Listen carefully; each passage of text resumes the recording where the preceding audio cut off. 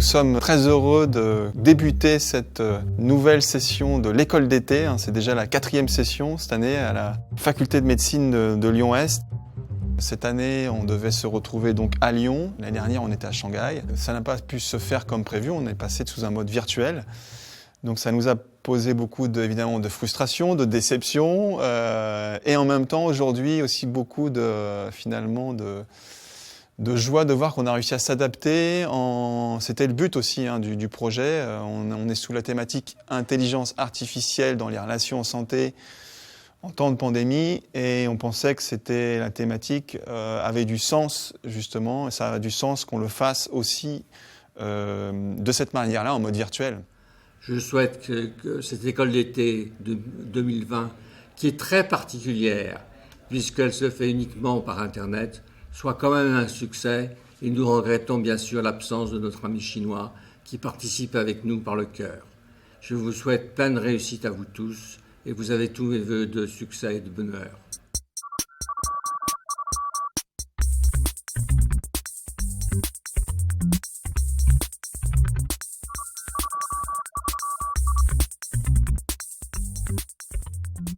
My name is ete3. I'm a third-year medical student in Lyon, France, at faculté. Bonjour, je m'appelle Mel Plémer, j'ai 24 ans. Je suis en 5e année de médecine, ce qui correspond à la 2e année d'externat dans le système français. J'ai déjà pu faire quelques explore maybe our relations to the elderly, how we could maybe bring. The theme of our group is about the change to a concept of consent due to the pandemic and its fake news. What I would like to learn from the interaction between artificial intelligence and humanities.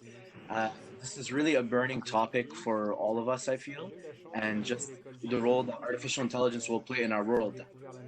Déjà, c'est le fait que, je pense que l'intelligence artificielle, elle peut amener vraiment beaucoup de changements dans notre monde et notamment. The potential topics I would like to explore: how do we make AI and machine learning more equitable? What are some current innovations in AI and mental health? Et ce qui m'intéresse par rapport à l'intelligence artificielle et l'utilité. And to just learn to know each other and work together around a theme that we chose.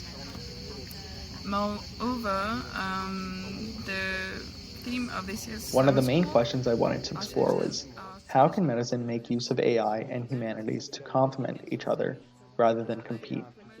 I wanted to explore this concept in the local and global lens of how it impacts health disparities. There is a lot of topics I would like to explore.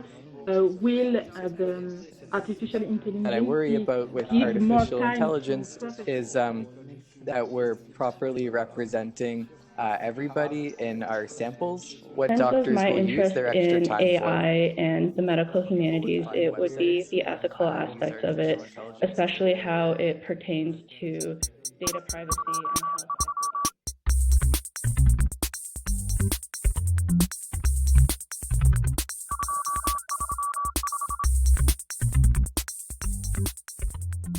J'ai vu qu'il y avait une grande diversité aussi d'étudiants qui viennent de 2e, 1re, 3e et 4e année de médecine. Et je trouve que ça peut être hyper riche de voir à quel point vous avez une vision différente de la médecine malgré les années, enfin avec l'apport des différentes années. Je pense que ça peut être une bonne base et c'était les deux choses que je voulais remonter aujourd'hui qui peuvent être hyper intéressantes à penser, à garder dans un coin de la tête.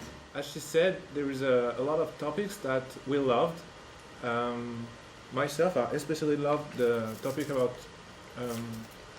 social media and psychiatrics and intelligence, artificial intelligence. Very nice. I think we have a lot of material to work and to figure it out right now, which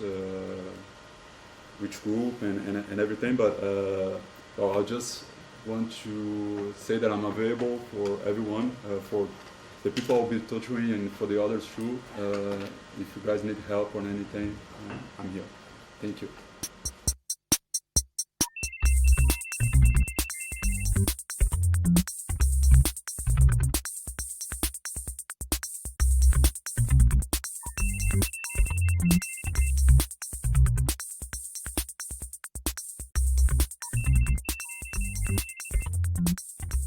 Les data, les données dépendent de dispositifs technologiques. Donc une biobanque va dépendre d'un ensemble de technologies spécifique qu'on aura choisi. On va choisir de recueillir avec telle ou telle technologie, telle ou telle donnée. Des valeurs, des théories guident, filtrent, classent et trient ces données, qui ne sont jamais des données au sens de dons ou de données pures qui tomberaient ainsi comme ça ou qui seraient données dans la nature. Elles sont toujours déjà, d'une certaine façon, construites.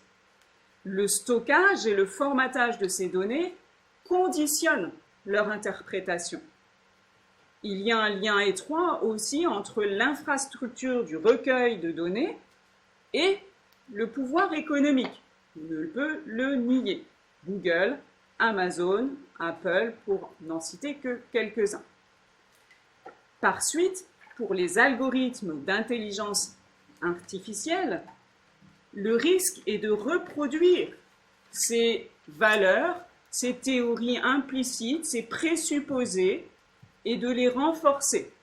Vous connaissez sans doute cette histoire du chatbot T de Microsoft qui, en 2016, a appris en 24 heures à tenir des propos racistes.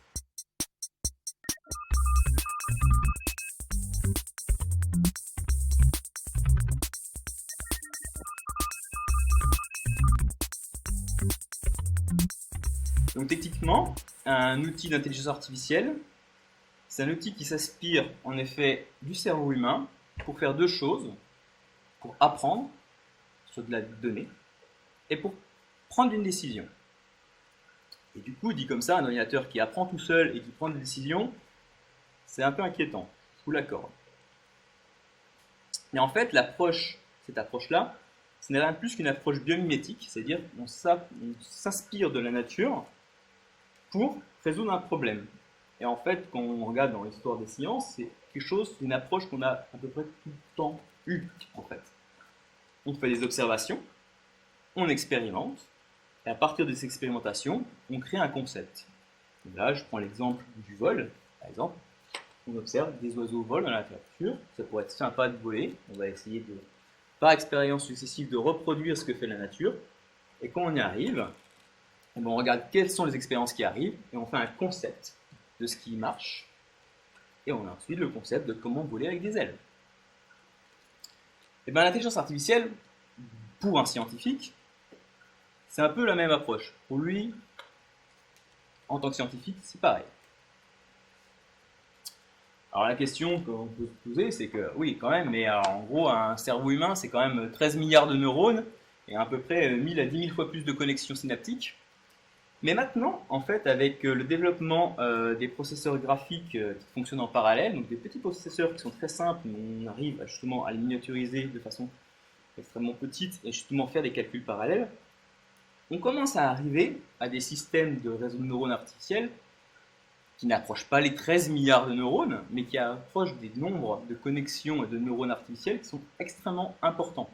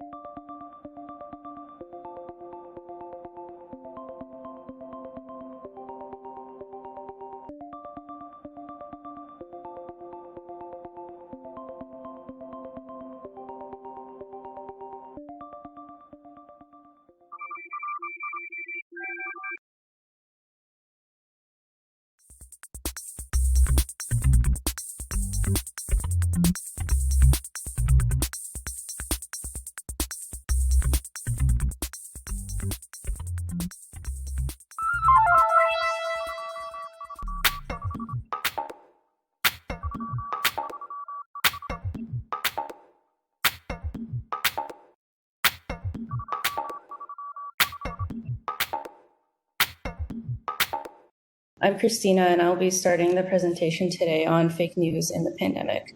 So we see fake news on social media, but we also see it in the scientific community as well in the form of bad science. How does access to information impact a patient's ability to consent? And secondly, what ethical responsibilities do physicians have as mediators of patient education? So we explored these two questions through a combination of independent research and physician interviews. Some patients ill with COVID-19 rejected some treatments and rejected being included in clinical trials because they wanted specific treatments. It didn't happen that much in Canada, but we saw it a lot in France. Physicians had to spend a lot of time deconstructing misconceptions. That's part of our jobs, but it took a lot more time than before when it came to educating patients. So what does it imply? It implies that as a physician and members of the medical communities, we have two major responsibilities.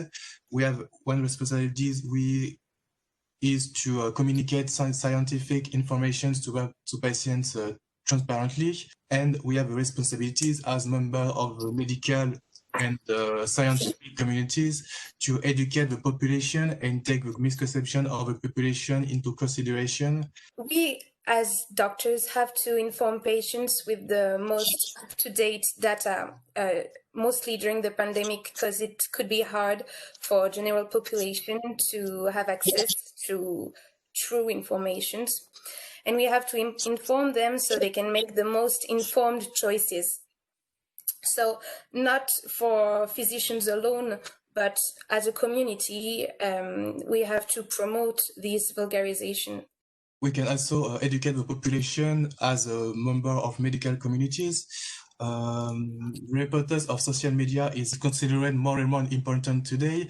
For example, the Centers of Disease and Control and Prevention provide us with social guidelines. Some examples are to clearly define the objectives, to know your target audiences, identify best platform, keep content short and simple, give the most important information first, etc., etc.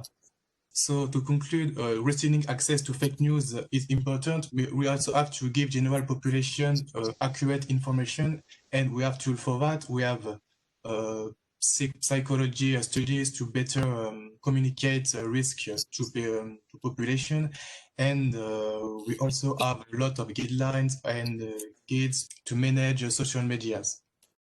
Thanks very much. Thank you very much for your good job. So I don't know if anyone has to comment. I think that we have a contradiction between the volunty of truth and the volunty of lie, and the problem is to evaluate and we have exposed the very good reason of that by emotion, by difficulty to deconstruct the misconception, and the problem is also the education of the media in the population. J'aurais peut-être voulu répondre quelque chose à chaud à Monsieur Andrieusz. I don't know if I will be able to talk in English, but the problem is not only educating the population, it's also educating the physicians. I understand this point, and it's the problem because in this crisis, because the physicians are all presented like the high level of information and science. The problem of formation of this physician appear, but after the crisis, not in the crisis.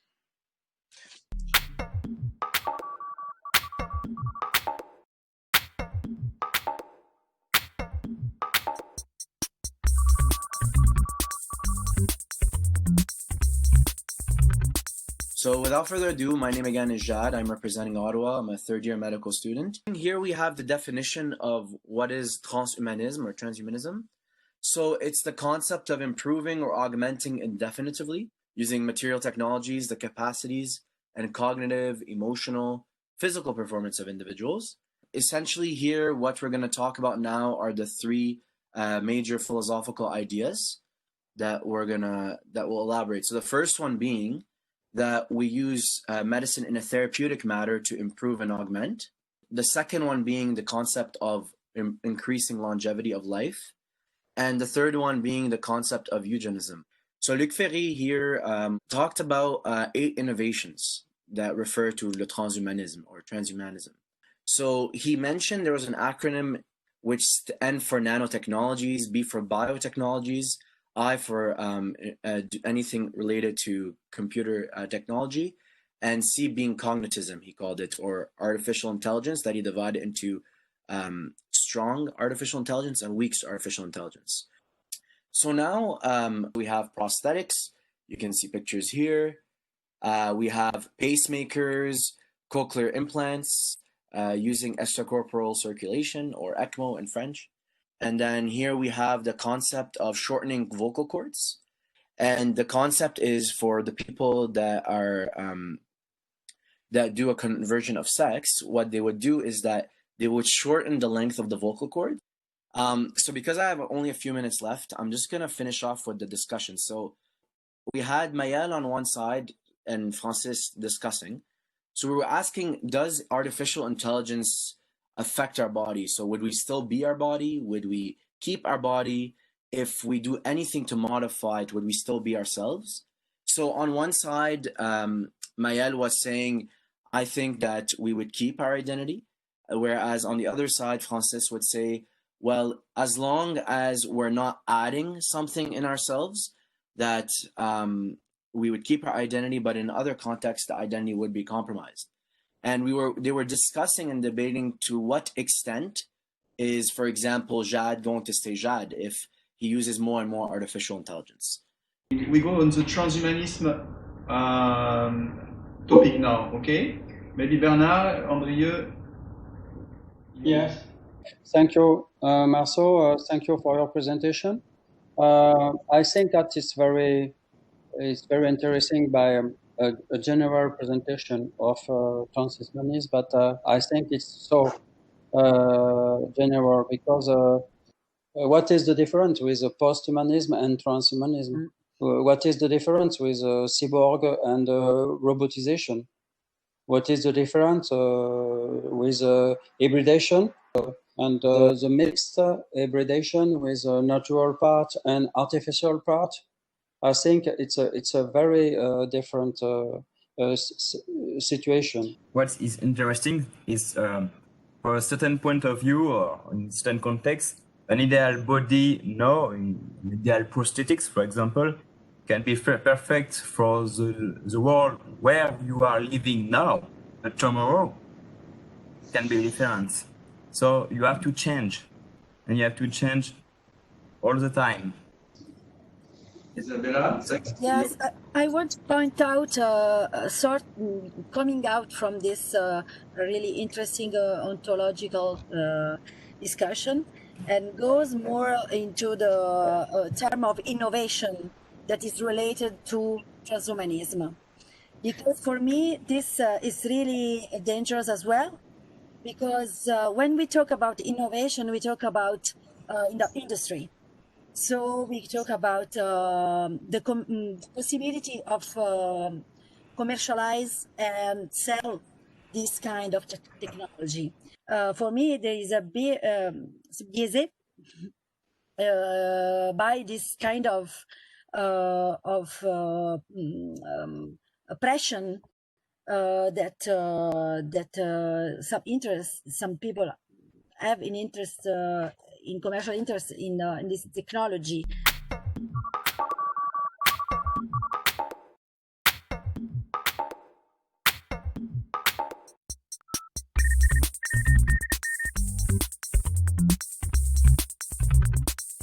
Our project is titled Artificial Intelligence in Medicine, Catalysts or Measures of Social Disparities.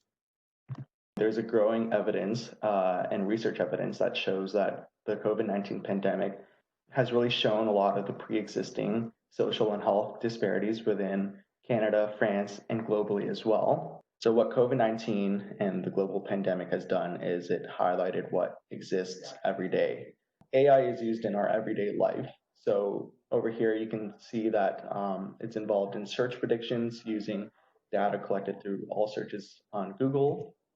It's used in the judicial system. So in New York, they have an algorithm based on hundreds and thousands of data where it basically informs the judge like how likely a person who is on trial to run away. And at the same time, also within our everyday life, cars are now using AI. There's self-driving cars. So within medicine, there's definitely a lot of uses of AI. So for example, the Framingham Heart Study to predict risk of cardiovascular events. And also, of course, skin imaging collaborations to detect melanoma and distinguishing between benign and malignant moles. And finally, one of the more interesting aspects of AI within medicine that I found was the use of signal processing. And here it's basically a project that predicts birth of asphyxia using a birth cry recordings of children using mobile phones. So in AI, you have a lot of bias. One of the bias is inside the data. It refers to historical inequalities, like racism. This is one of the many examples of over-representation of certain populations within the datasets.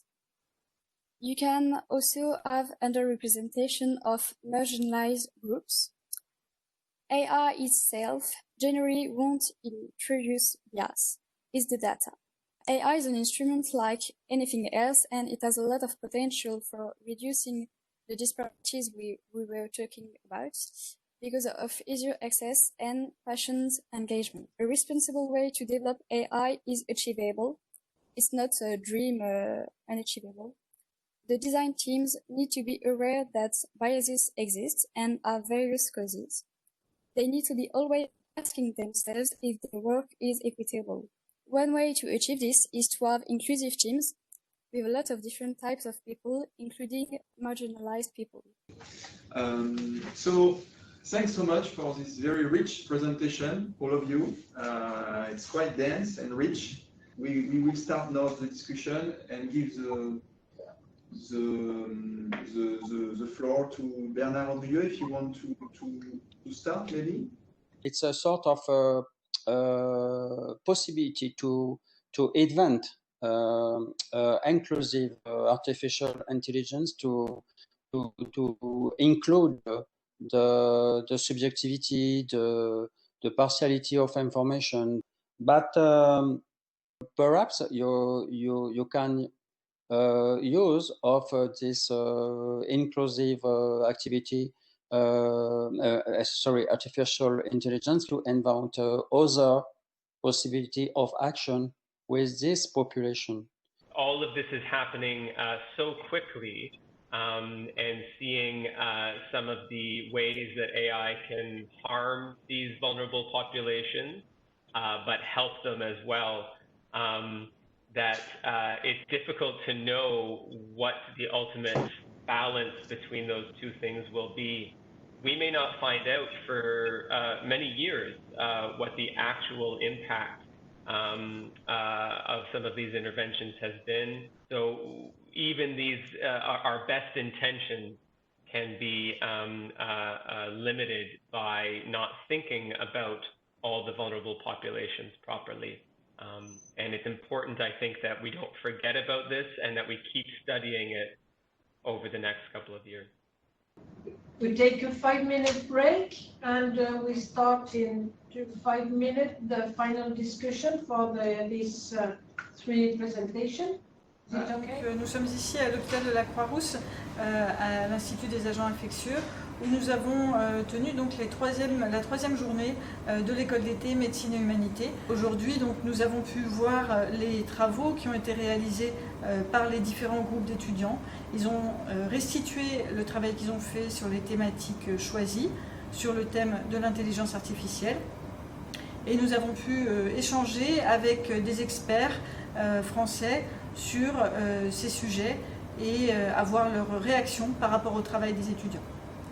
Nous allons continuer demain ce travail. Les 2 derniers groupes vont nous présenter leurs travaux et nous allons finir les tables rondes demain pour la clôture de cette école d'été.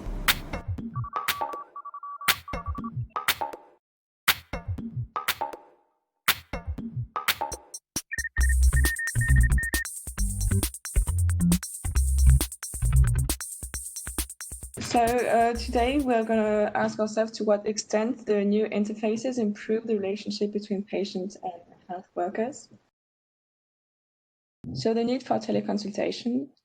Before it was thought to be, not so many people use it, and you could think it would help disabled people who wouldn't have to go to the doctor physically, which can be a real burden. It turns out we found a new need today. It is in times of crisis, such as the COVID crisis with social distancing and confinement.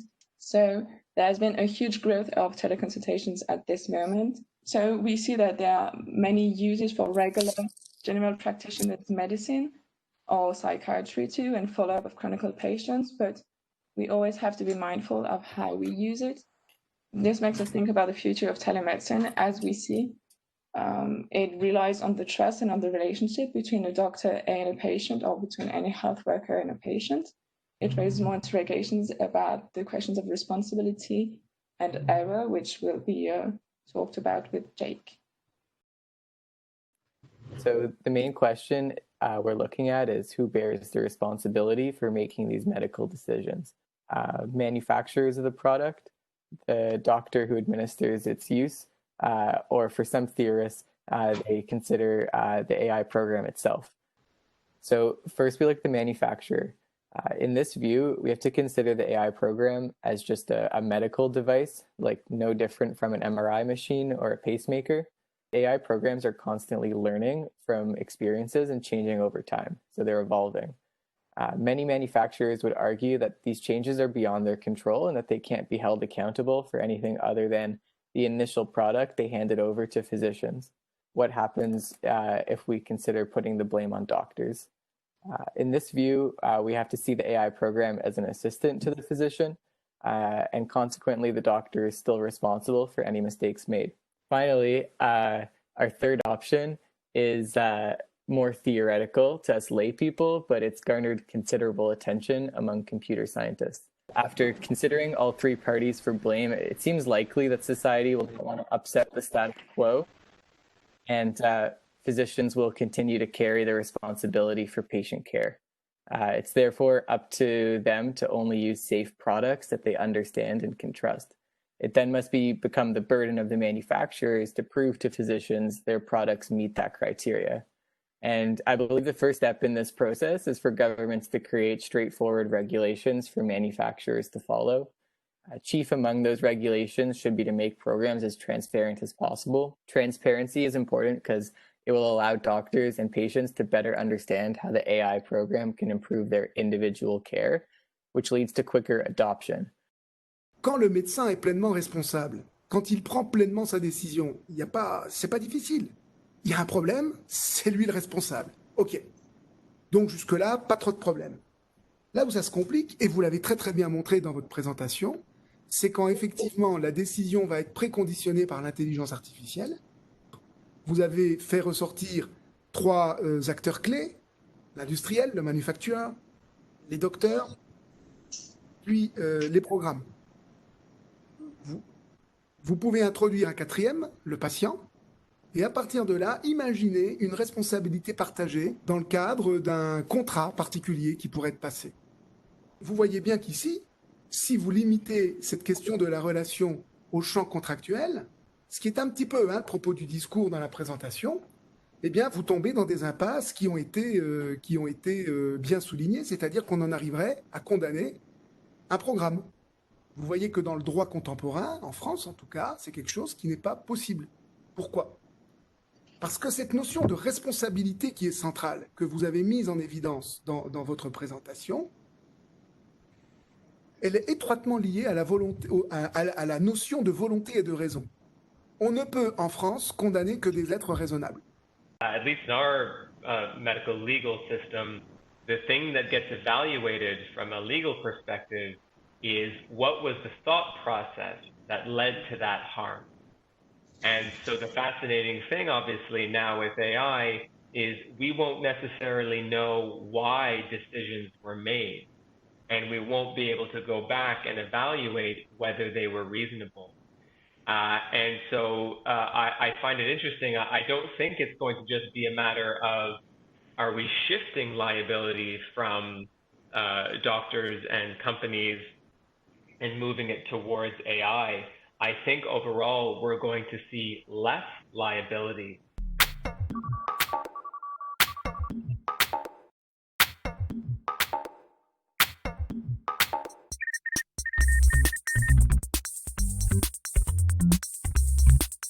We're presenting on AI in geriatric care. Through research, we've seen that France is actually seen that 1 in 3 seniors live alone. And in Canada, that's similar because 92% of seniors live in a private home. So there needs to be some solution to address this increasing demand and increasing costs. We can use AI to ensure the health of the older population is through home telemonitoring. So this is the automated process of transmitting patient healthcare data from the home to the healthcare provider. And this is actually shown to decrease the mortality and emergency care rates. And so some of the consequences, AI can decrease the individual illness experience, and it can cause the patient to be seen as their health issue. It can lead to discrimination due to ethics and age generalizations based off of some of the stuff we'd actually talked about before. It can also lead to dehumanization, which kind of talks about the datification of patients and how human contact can be lost. And disciplination, which kind of talks about the surveillance and monitoring of a person's activity. And if they diverge from this activity, they're forced to do certain things to maintain their health, but this can be seen as an intrusion of privacy. And then these are just some solutions to address these concerns. For example, ensure that they're voluntarily engaging with this technology, that we have more research from marginalized populations, that we look into the acceptance rates of AI with older adults, and we only give this AI to those who need it rather than giving it to everyone. I will talk about the social issue of the aging population. The loneliness is a big problem because we know that social distancing is negative for our health, and the aging population don't have this familiarity with new technology, and it's difficult for them to communicate with the relatives. So AI can act as an older person's safety net. I found the 2 principal solutions: the voice-based virtual assistant, like Amazon Echo, Google Home, and we have virtual companions. It's a robotic dog, and it's giving fun to the older people. These solutions have limits. First of all, no, it's not the robots are not substitutes to a real relationship, and I think the main problem is the cost and the ecological impact. Cette intelligence artificielle, elle était perçue jusqu'à présent comme avec beaucoup de méfiance, beaucoup de prudence. Ce qu'il faut constater avec l'effet Covid, c'est que ça a accéléré les usages parce qu'on n'avait pas le choix. La télémédecine qui est évoquée dans la présentation, d'une manière ou d'une autre, c'est quelque chose qui existe depuis une vingtaine d'années. Donc c'est pas révolutionnaire. Ce qui est révolutionnaire, c'est la généralisation et la vitesse d'appropriation. Qui aurait imaginé il y a encore 2 mois ou 3 mois la généralisation des tablettes auprès des personnes âgées nonagénaires, voire quasi centenaires, dont on imaginait que finalement c'était tellement loin de leur univers. C'est-à-dire que là, il y a quelque chose de nouveau qui est apparu, c'est que cette pandémie, elle a permis une accélération des nouveaux usages, mais elle a surtout fait en sorte que maintenant, il y a des besoins qui ne seront plus négociés. My biggest concern with AI and our geriatric population, it is almost entirely going to be about cost. I don't think it's that we are giving better care to geriatric populations with these technologies. but we are certainly going to be giving cheaper care. What I fear is that they are going to be given a false choice. And we're going to say, well, if you want to stay in your home, the only way to do it is by using these technologies. And if you don't adopt these if you don't want that, you have to go to a home. And that's going to be the false choice. And so there will no longer be the option to stay at home without artificial intelligence.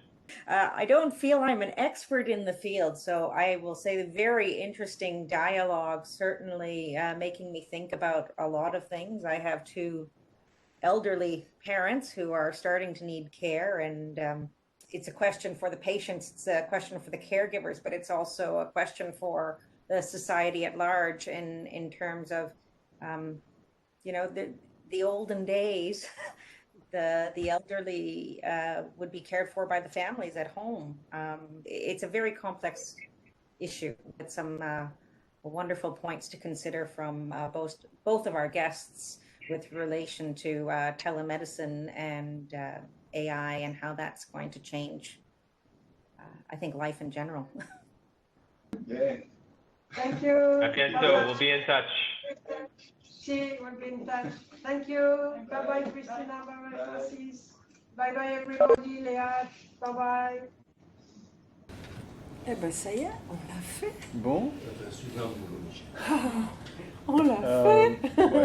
On l'a fait. Nous terminons donc cette école d'été un peu particulière en distanciel avec nos collègues canadiens. Les débats ont été très riches et nous sommes tous maintenant dans la construction d'une synthèse de cette école d'été. Et ça va nous préparer, va nous lancer pour le prochain épisode dans l'été 2021. Donc à 2021.